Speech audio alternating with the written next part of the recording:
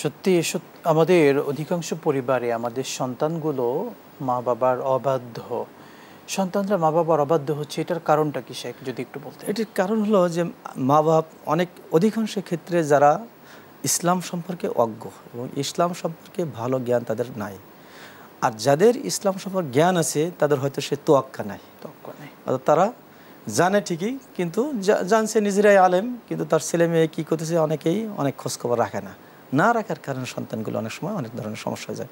কিন্তু আমি মনে করি যে একজন বাবা একজন মায়ের উপরে সবচেয়ে গুরুত্বপূর্ণ বিষয় হলো তার সার্বিক সন্তানাদির যতক্ষণ পর্যন্ত তার দায়িত্ব ততক্ষণ তার খোঁজখবর রাখা এবং তার সার্বিক কোথায় যাচ্ছে, কী করতেছে, সে নামাজ পড়তেছে কিনা, সে ঘুমায় আছে কিনা, সে অবৈধ ফেসবুক দেখতেছে কিনা, সে কোনো ধরনের খারাপ এর সাথে সম্পৃক্ত কিনা, এইভাবে যদি তত্ত্বাবধান করে এবং প্রতি মাসে না হলে আমি বলবো অন্তত 15 দিন হোক বা সাপ্তাহিক হোক, এই ছেলেদের এই মেয়েদের সবাইকে নিজে বসে সবাই যদি একটা আত্মসমালোচনা করে যে বাবা তোমার মধ্যে কি সমস্যা বলো, আমার মধ্যে এই সমস্যা আছে, এবং খোলামেলার ছেলে সন্তান মেয়ে মা সবার সাথে যে আলোচিত হয় সেই সংসারের মধ্যে সন্তান আবদ্ধ হওয়ার।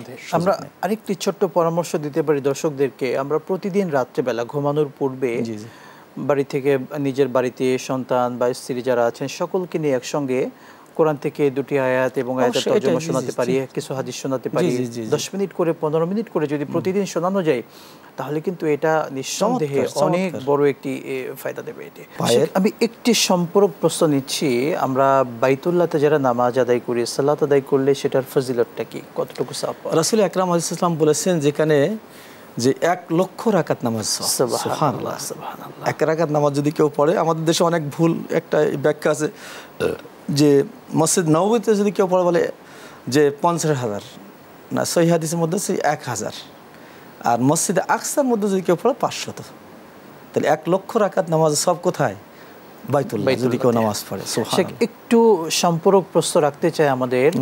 অনেক হাজী সাহেবরা বা যারা উমরাহ সফরে যান তারা একটু অলসতার কারণে অনেক সময় একেবারে সরাসরি বাইতুল্লাহ সরাসরি গিয়ে তারা নামাজ আদায় না করে অনেক সময় চিন্তা করেন যে বাইতুল্লাহ রিলেটিভ তো এরিয়ার মধ্যেই তো হোটেলে আছি, হোটেলে বসে আমি নামাজটা আদায় করে ফেললাম। আসলে হোটেলে বসেই যদি তিনি নামাজ আদায় করেন এক্ষেত্রে কি সরাসরি বাইতুল্লাহ সালাত আদায়ের যে সওয়াব সেটা তিনি পাবেন কিনা? এটা তো সওয়াব পাওয়ার কথা নয়, যেহেতু কাবা ঘরে যারা অবস্থান করে কাবার হুদুদে হারামের মধ্যে, তাদের মাসালা হলো আইনুল কাবা, কাবাকে সচক্ষে দেখা। জি, আর কাবাকে সচক্ষে দেখা একটা ইবাদত। সুবহানাল্লাহ, রুইয়াতুল কাবাতি ইবাদাতুন। উলামা কেরামগণ বলছেন কাবা ঘরকে দেখাও একটা ইবাদতের সমতুল্য। সুবহানাল্লাহ সুবহানাল্লাহ।